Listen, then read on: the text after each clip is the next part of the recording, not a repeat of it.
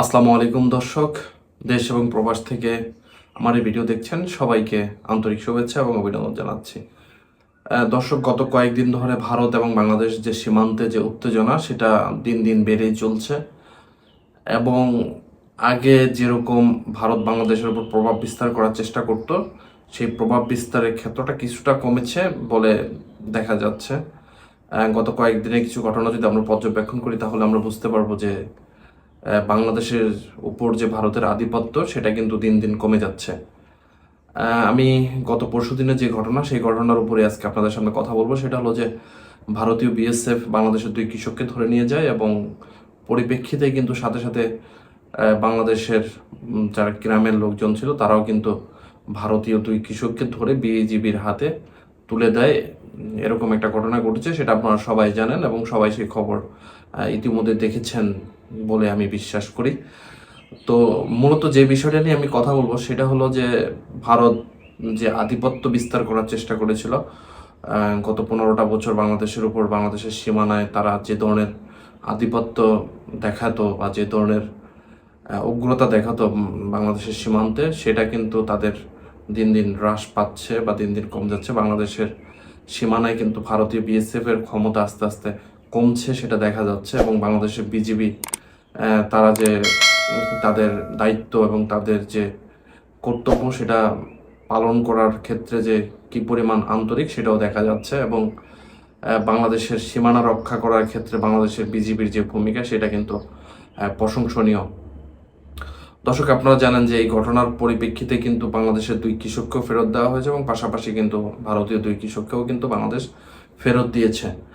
তো এই যখন বিষয়, তখন ভারতের যে মূল বিষয়টা সেটা হলো ভারত কিন্তু চারদিক থেকে কিন্তু চাপে আছে।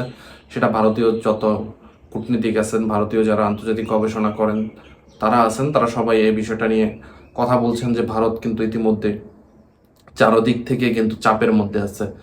যেমন ভারত এবং পাকিস্তানের মধ্যে কিন্তু একটা যুদ্ধ ভাব শুরু হয়ে গেছে। পাশাপাশি নেপালের সাথে কিন্তু ভারতের খুব ভালো একটা সম্পর্ক নাই।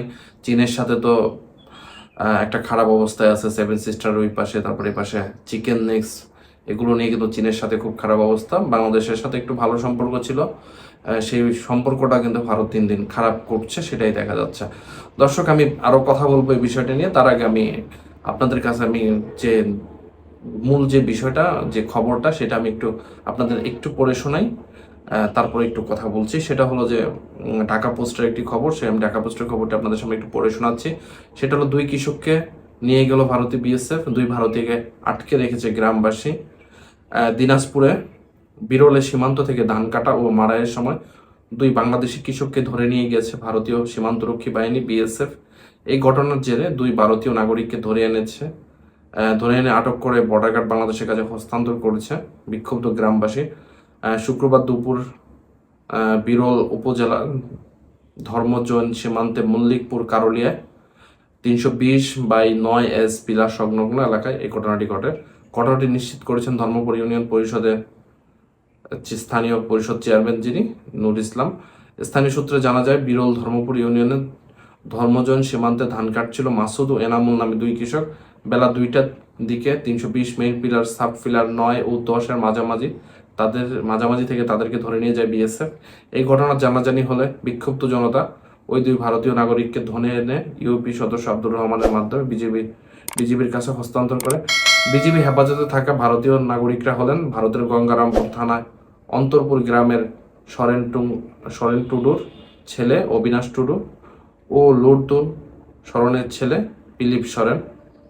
এ বিষয়ে জানতে চাইলে ধর্মজৈন বিওপি ক্যাম্পের নায়ক সুবেদার রেজাউল করিম বলেন, সীমান্তে ধান কাটার সময় 2 বাংলাদেশি নাগরিককে তুলে নিয়ে যায় ভারতীয় সীমান্তরক্ষী বাহিনী। পরে স্থানীয় লোকজনরা ওদেরকে আটক করে। এটা ছিল হলো যে মূল খবর।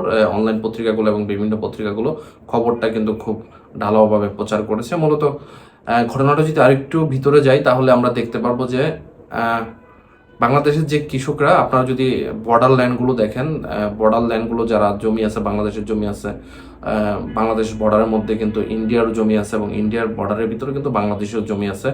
এইভাবে কিন্তু বর্ডার ল্যান্ডগুলো, বর্ডার মার্কগুলো হয় যখন অথবা জিরো সীমানা যেটা যেটার ভিতরে কিন্তু জমি থাকে বা কৃষি জমি থাকে, সেখানে যখন চাষ করা হয়, বিশেষ করে বাংলাদেশি কৃষকরা যখন ধান কাটছিল এবং ধান মাড়াই করার জন্য একটু উঁচু জায়গায় যাওয়া হয়, একটু সমান্তরাল জায়গায়, একটু উঁচু জায়গায়, যেহেতু যে মাঠ বা ক্ষেতের মধ্যে ধান ওইভাবে মাড়াই করা যায় না, সেজন্য একটু উঁচু জায়গায় গিয়েছিল, উঁচু জায়গার মধ্যে ধান মাড়াই করছিল।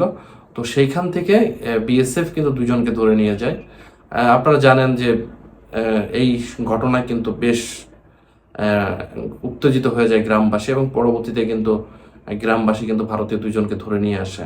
এটা কিন্তু অনেকটা লম্বা সময় ধরে কিন্তু এই উত্তেজনাটা চলতেছিল সেই এলাকার মানুষজনের মধ্যে, দুই দেশের মধ্যে। পরে কিন্তু বিএসএফ এবং বিজেপি দুই দেশই কিন্তু পতাকা বৈঠক করে এবং রাতের দিকে তারা দুইজনকে হস্তান্তর করে এবং ভারতীয় দুইজনকে তারা নিয়ে যায়। এই ছিল মূল ঘটনা।